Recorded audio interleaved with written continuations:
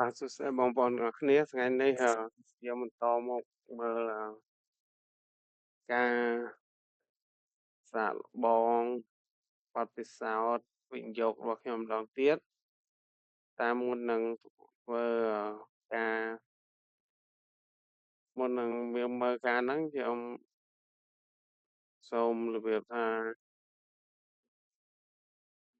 ចាំប្រាប់បងប្អូនទាំងអស់គ្នាថាក្រុមហ៊ុនខ្ញុំមានធ្វើកញ្ចប់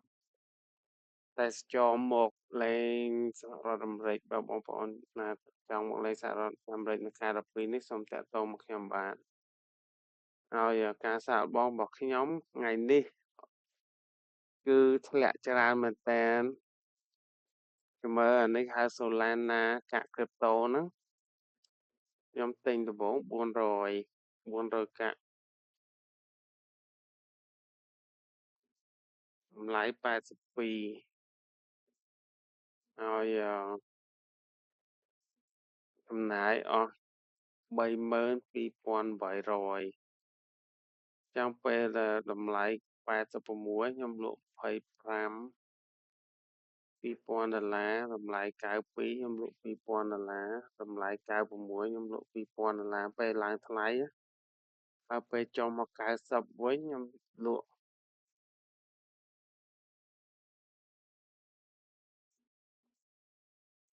របៀបថាពេលចុះ90វិញខ្ញុំទិញ20ហើយពេលចុះមក86ខ្ញុំទិញ21ហើយពេលចុះមក25ខ្ញុំទិញពេលចុះមក8215ខ្ញុំទិញ25ចឹងកាក់ខ្ញុំនៅដដែលឥឡូវសល់400ដែរហើយលុយបាន300ជាងបានន័យថាក្នុងរយៈពេលប៉ុណ្ណឹងពេលខ្ញុំទិញលក់ចំណេញបាន$300 $330ហើយកាក់នោះបាន400ដែរអញ្ចឹងមើលទៅអត់សូវចំណេញអីសោះព្រមថានេះជាការសាកល្បងហើយនេះតម្លៃយើងឃើញប៉ុណ្ណឹងក៏តែតម្លៃឥឡូវទៀបជាងនឹងទៀតព្រោះអីយើងមើល Solana ចុះខ្លាំងមែនតើថ្ងៃនេះមើលកាក់ Solana ថ្ងៃហ្នឹងវាចុះខ្លាំងរយៈពេល24ម៉ោងនេះកន្លែងនេះដូចធ្លាក់ទៅទឹកជ្រោះធ្លាក់អញ្ចឹង84ធ្លាក់ឡើងក្រឹបសល់81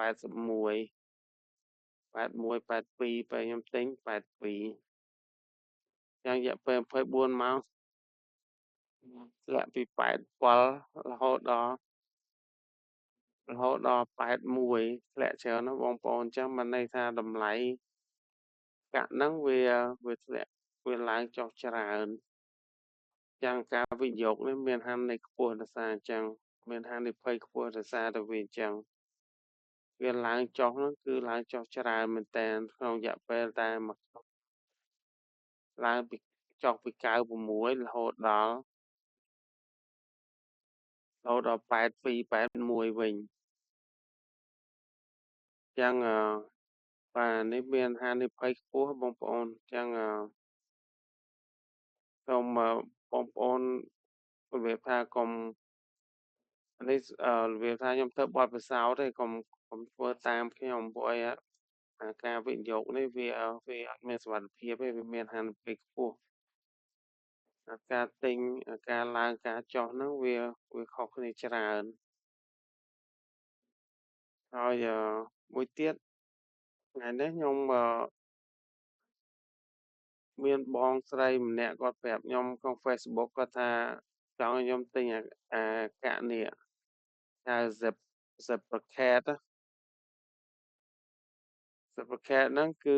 AI video platform ហើយតាមមើលទិញកាក់ហ្នឹងទៅនឹងចំណេញតាមមើលកាក់ Ziprechat មួយក៏តែដោយរបៀបថាអត់ទាន់មានតម្លៃអត់ទាន់មានឃើញច្រើនដល់មានអីសោះខ្ញុំមើលក្នុង Coin Market Cap អត់ទាន់ឃើញអីសោះហើយគាត់ឲ្យមួយទៀត Jasmine Coin នេះថាហ្នឹងក៏ល្អដែរចាំមើលខ្ញុំ ខ្ញុំមើលវាទៅឃើញថា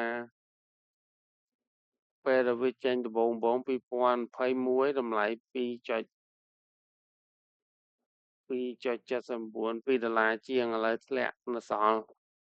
$0.05អញ្ចឹងបានន័យថាកន្លះសេនហ្នឹងកាក់នេះធ្លាក់ចុះមែនតើហើយក្នុងរយៈពេល24ម៉ោងការទិញលក់ហ្នឹងគឺដល់7លានហើយ Max Supply បានន័យអូអានេះវា Max Supply បានន័យកាក់ហ្នឹងបើគេលក់អស់50,000លានគេអត់ចេញគេរបៀបថាគេអត់នេះទៀតទេគឺមានតែ50,000លានកាក់ឯងចឹងអស់តែប៉ុណ្្នឹងអស់ហើយមួយទៀតខ្ញុំចង់ឃើញហើយខៅ White Pepper គេចង់និយាយថាកាក់ហ្នឹងគេចង់ធ្វើពីអី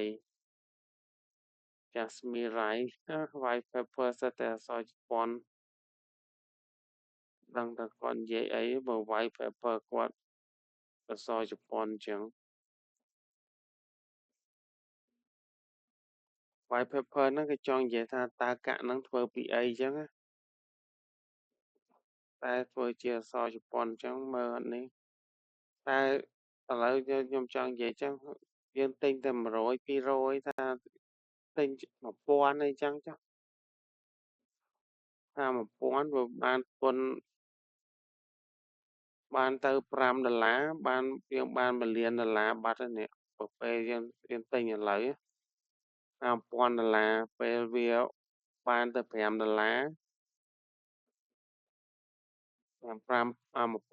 យើងខ្លាយទៅជា$1លានអញ្ចឹងគាត់ប្រាប់ខ្ញុំថាកាក់ហ្នឹងល្អខ្ញុំប្រហែលជាទិញទុកខ្លះតាមមើលហើយហ្នឹងហើយកាក់និយាយទៅ Bitcoin ថ្ងៃនេះធ្វើអត់សូវល្អ Bitcoin ដោយសារអីដោយសារតែវាអត់មានភាពនឹងនរវាធ្លាក់ចុះមកទៀតហើយឥឡូវក្នុងរយៈពេល24ម៉ោងធ្លាក់ពី77,000រហូតដល់74,000បាទ Bitcoin ថ្ងៃហ្នឹងអត់ល្អហើយ Ethereum ថ្ងៃហ្នឹងក៏អត់សូវល្អដែរនិយាយទៅប្រាក់ crypto ទាំងអស់លុយ crypto ទាំងអស់ធ្លាក់2132ធ្លាក់សល់2020ធ្លាក់$100ចឹងឃើញថា crypto ថ្ងៃនេះអត់សូវល្អប៉ុន្តែយើងមកមើល stock market វិញ stock market ល្អវិញ S&P 500ឡើង S&P 500ថ្ងៃនេះឡើងដល់របៀបថាតម្លៃឯកតកម្មទៀតហើយឡើងលើសពីមុនឡើងដល់749ឡើងខ្លាំងបើកំពូលមុនតែ747ហើយកំពូលមួយនេះឥឡូវឡើងដល់កំពូលមួយទៀត749ចាំបានន័យថាយើងឃើញថាទីផ្សារ S&P 500ហ្នឹងគឺឡើងរហូតហើយកាក់នេះគឺវាអត់មែនកាក់ពីហ៊ុននេះគឺមានសុវត្ថិភាពមែនទែនព្រោះអីភាគហ៊ុនហ្នឹងគាត់ទិញក្រុមហ៊ុនគាត់ទិញភាគហ៊ុនពីក្រុមហ៊ុន500ក្រុមហ៊ុនដូចគ្នាដែរ Dow Jones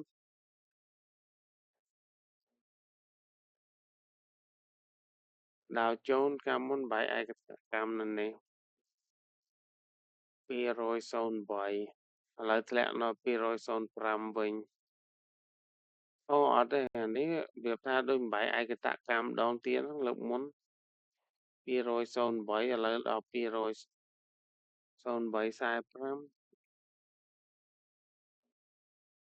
209នេះចាំបែរឯកតកម្មដងទៀតពី207រហូតដល់208នេះក៏បែរឯកតកម្មដែរភាគហ៊ុនហ្នឹងមាន40ក្រុមហ៊ុនគេទៅក្រុមហ៊ុនភាគហ៊ុនចឹងវាមានសុវត្ថិភាព ការឡើងចុះវាតិចតួចមែនក៏ប៉ុន្តែក្នុងរយៈពេលវែងវាឡើងរហូតមួយទៀត PKW ក៏ដូចគ្នាដែរថ្ងៃនេះមើលទៅដូចអត់មានធ្វើដំណើរការអីសោះពី135ទៅ136ចឹងអត់មានដំណើរការច្រើនតែរបៀបថាចឹងបង្កាក់នេះមានហានិភ័យទាបក្នុងរយៈពេលមួយខែចុះពី138រហូតដល់ចុះ136តែយើងមើលក្នុងរយៈពេលវែងដឹងតែឡើងថ្លៃរយៈពេលខ្លីវាអាចចុះថោកមែនបើយើងមើលពី5ឆ្នាំអីចឹងដឹងតែឡើងថ្លៃហើយក្នុងទោះបីក្នុងរយៈពេលមួយថ្ងៃអត់សូវមានសកម្មភាពអីក៏ដោយជាពិសេសកាក់មួយហ្នឹងមួយថ្ងៃអត់មានសកម្មភាពទេហើយ PKW ហ្នឹងលក្ខណៈពិសេសវាមានពីរទី1គឺមានក្រុមហ៊ុន160ក្រុមហ៊ុនអញ្ចឹងការសុវត្ថិភាពយើងគឺចែកម្លែកទៅ160ក្រុមហ៊ុនទី2គឺក្រុមហ៊ុនទាំងនោះគឺអត់ជួយចាត់ទុកលុយទំនេរចោលទេដូចខ្ញុំបាននិយាយពីមុនអញ្ចឹងដែលលុយនៅក្នុងក្រុមហ៊ុនទុកទំនេរចោល$100គឺស្មើ$70ព្រោះឯប្រធានក្រុមហ៊ុនគេនឹងយកទៅចាយរបៀបថាខ្ជះខ្ជាយអញ្ចឹងទិញឡានទិញគារសង្ឃគារធំអីចឹងទៅមិនអញ្ចឹងទេទិញយន្តហោះចឹងបានន័យថាក្រុមហ៊ុននេះគេសុខចិត្តយកលុយដែលទំនេរចោលទៅទិញប័ណ្ណពាក្យហ៊ុនមកវិញដើម្បីឲ្យប័ណ្ណពាក្យហ៊ុនរបស់គេមានតិចជាងមុនចឹងធ្វើឲ្យតម្លៃក្នុងមួយពាក្យហ៊ុនកើនឡើងបាទហើយព័ត៌មានថ្ងៃនេះយើងឃើញថាធនាគារកណ្ដាលអាមេរិកមានប្រធានធនាគារកណ្ដាលថ្មីឈ្មោះថាលោក Kevin Walsh គាត់ស្បត់ចូលកាន់របៀបថាស្បត់ចូលកាន់របៀបថាស្បត់ចូលកាន់តំណែងគាត់នៅថ្ងៃនេះចំពេលដែលមានបញ្ហាតិផរណាខ្ពស់គាត់សម្បត្តិចូលកាន់តំណែងជាប្រធានធនាគារកណ្ដាលនៅថ្ងៃនេះហើយទីផ្សារពាក្យហ៊ុនអាមេរិកទីផ្សារពាក្យហ៊ុនអាមេរិកហ្នឹងកំពុងតែពិនិត្យមើលយ៉ាងជិតដិតពីព្រោះតែអតិផរណាកើនឡើងយ៉ាងលឿនដោយសារតែតម្លៃប្រេងហើយនឹងពន្ធនាំចូលលោកត្រាំដាក់ពន្ធនាំចូលហើយលោកត្រាំវាយគ្នានៅអារ៉ង់ធ្វើឲ្យប្រេងឡើងថ្លៃលោកកំហុសលោកត្រាំច្រើនណាស់បានអីក៏ពីរដែរធ្វើឲ្យទំនិញឡើងថ្លៃអតិផរណាហើយអ្នកវិនិយោគនៅសហរដ្ឋអាមេរិកគេជជែកវែកគ្នាថាតើធនាគារកណ្ដាលហ្នឹងនឹងដំឡើងការប្រាក់វិញមិនមែនកាត់បន្ថយការប្រាក់ទេព្រោះលោកត្រាំដាក់លោក Kevin Walsh ហ្នឹងចង់ឲ្យគាត់ទម្លាក់ការប្រាក់ប៉ុន្តែដោយសារតែមានអតិផរណាគាត់អាចទម្លាក់ការប្រាក់បានថ្ងៃនេះ stock market ហ្នឹងដូចខ្ញុំនិយាយចឹងគឺរបៀបថាបានល្អធ្វើបានល្អគឺ S&P 500ហ្នឹងបែកឯកតកម្មម្ដងទៀត Dow Jones ក៏បែកឯកតកម្មម្ដងទៀត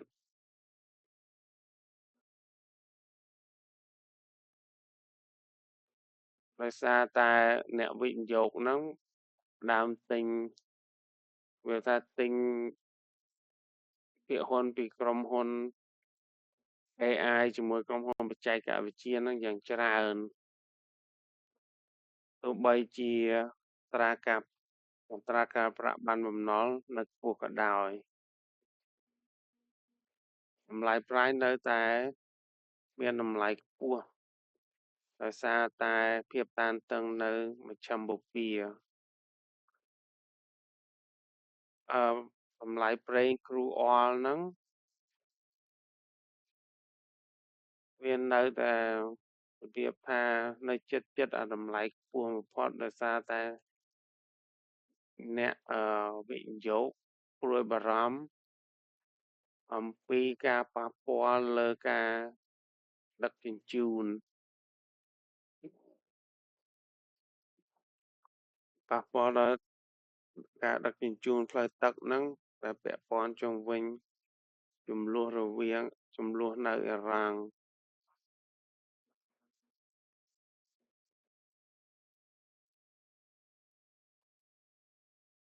ហើយវាធ្វើមានហានិភ័យនៅច្រកទឹកអាមូហ្នឹងហើយតម្លៃប្រេងឡើងថ្លៃធ្វើឲ្យអតិផរណាឡើងតាមជុំវិញពិភពលោក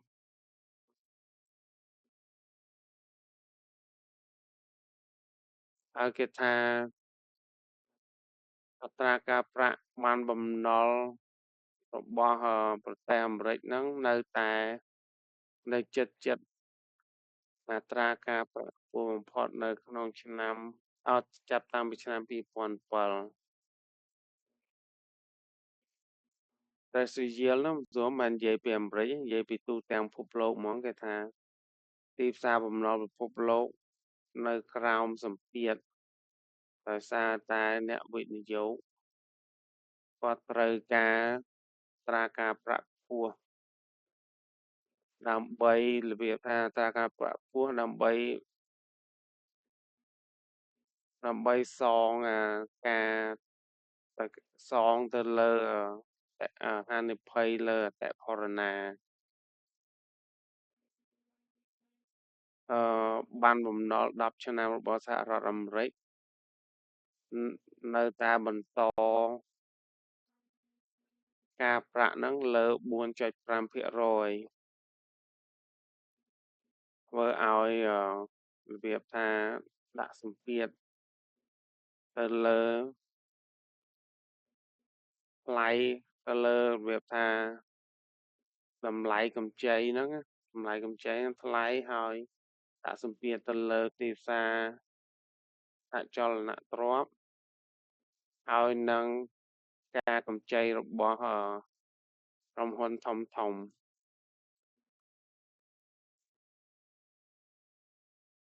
ការរីកចម្រើនលើប្រព័ន្ធ AI ហ្នឹងនៅតែជំរុញរបៀបថាទីផ្សារបានពាក់ហ៊ុនរបស់ក្រុមហ៊ុនបច្ចេកវិទ្យាហ្នឹងឲ្យឡើងថ្លៃម្នាក់របៀបថាជ្រោច្រាលគ្នាទៅទិញបានពាក់ហ៊ុនពីប្រព័ន្ធ AI ហ្នឹងវាថាជាអ្វីមួយដែលជាទីមហ្នឹងគឺថាអ្វីមួយដែលគេនៅតែបាត់សម្គាល់នៅក្នុងទីផ្សារហិរញ្ញវត្ថុ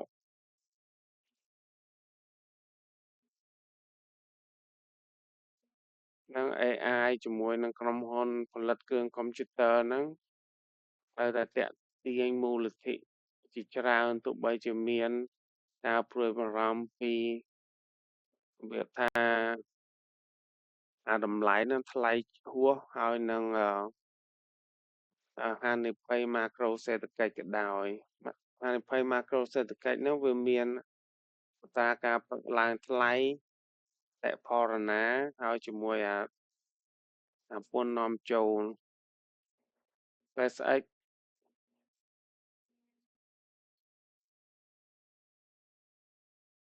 SpaceX ហ្នឹងរបៀបថាគាត់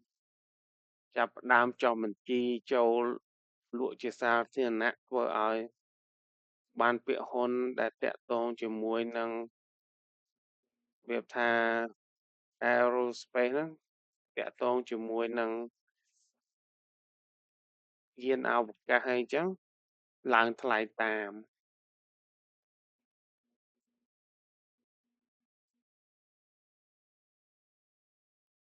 នេះគាត់ថា SpaceX ពេល SpaceX ហ្នឹងចុះបញ្ជីចូលលក់ជាសាធារណៈហ្នឹងធ្វើឲ្យក្រុមហ៊ុន Aerospace និងក្រុមហ៊ុន Satellite អីហ្នឹង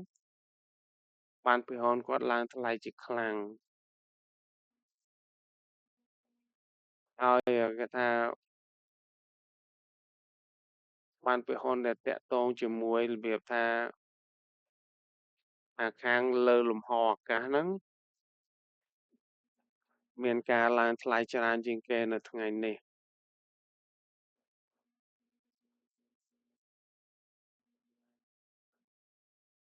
គេថាការចាយវាយរបស់ប្រជាជនអាមេរិកហ្នឹងមានការទន់ខ្សោយដោយសារតែអតិផរណាគេរំពឹងថាអតិផរណានឹងកើនឡើង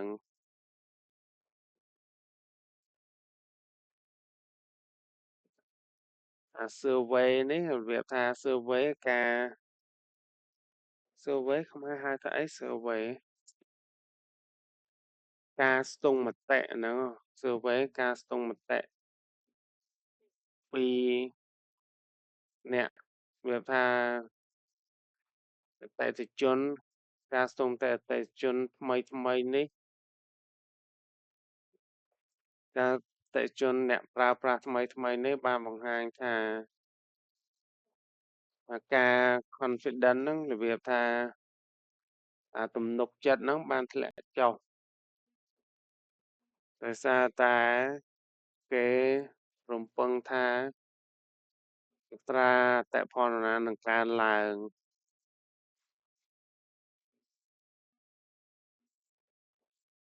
អញ្ចឹងធ្វើឲ្យគេរបៀបថាមានការព្រួយបារម្ភថា household ហ្នឹងបានន័យថាប្រជាជន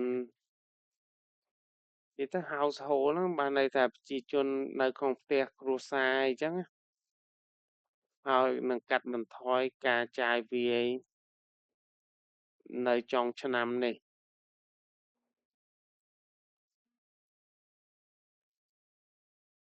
ធនាគារកណ្ដាលបានរ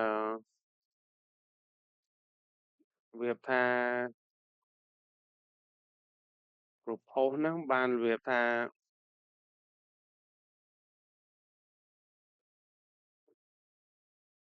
ធនាគារកណ្ដាលរបៀបថាគាត់នឹងបង្កើតការ payment ណាចង់និយាយថាដូចខ្មែរយើងអា QR code ហ្នឹងការទិញដូរហ្នឹងការទិញដូរគ្នាតាមfintech ថ្មីនេះបច្ចេកវិទ្យា fintech ថ្មីហ្នឹងបច្ចេកវិទ្យាហិរញ្ញវត្ថុ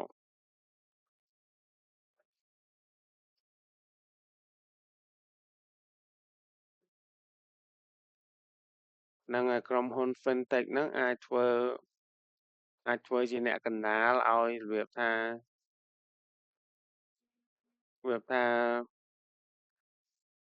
យើងអាចចាយលុយតាមក្រុមហ៊ុន fintech ហ្នឹងបានទោះបីជាមិនមែនជាធនាគារកណ្ដាលមិនមែនជាធនាគារក៏ដោយអញ្ចឹងមិនបាច់ចាំឲ្យគាត់ខ្លាចជាធនាគារយើងអាចរបៀបថាដូរលុយអីតាមហ្នឹងបាន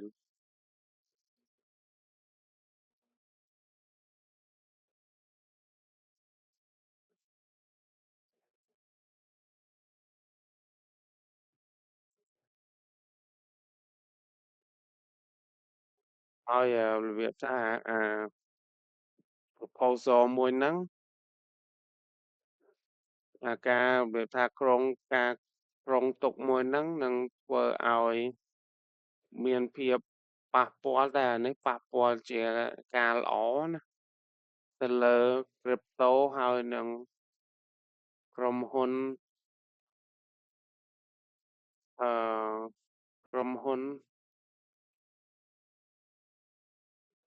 បច្ចេកវិទ្យាហិរញ្ញវត្ថុ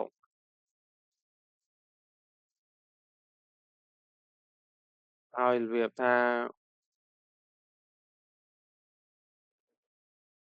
ការចំណូលបានច្រើនហ្នឹងនៅតែបន្តធ្វើឲ្យទីផ្សារបានពាក់ព័ន្ធអាមេរិកហ្នឹងនៅតែបន្តឡើងថ្លៃក្រុមហ៊ុនមួយចំនួនដូចជា Workday Dell Technology HP បានចេញរបាយការណ៍ថា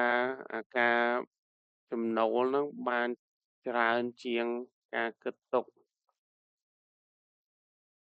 ចាំបានធ្វើឲ្យទីផ្សារបានពាក់ហ៊ុនហ្នឹងឡើងថ្លៃ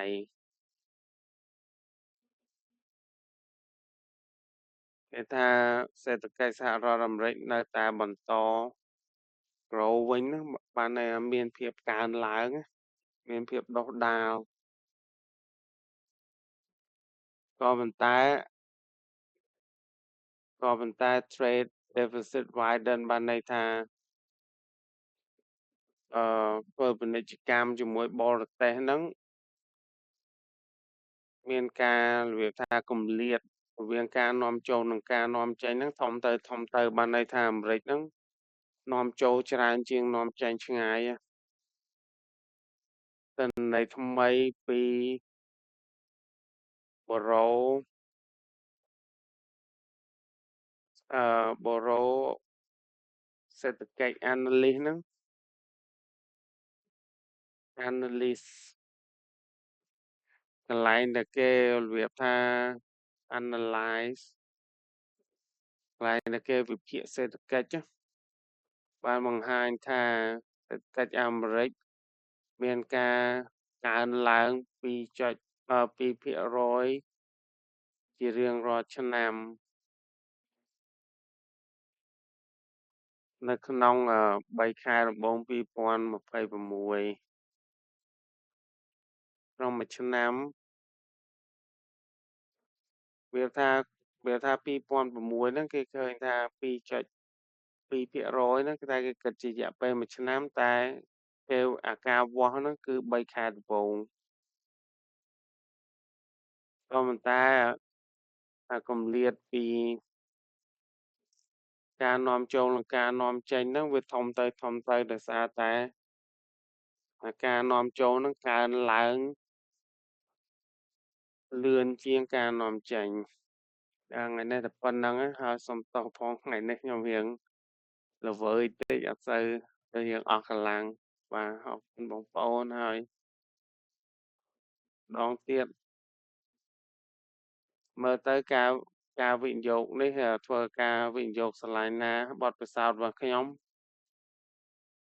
មើលទៅតើនឹងចំណេញប្រមាណខាតប៉ុន្មានក្នុងចុងឆ្នាំនេះអញ្ចឹង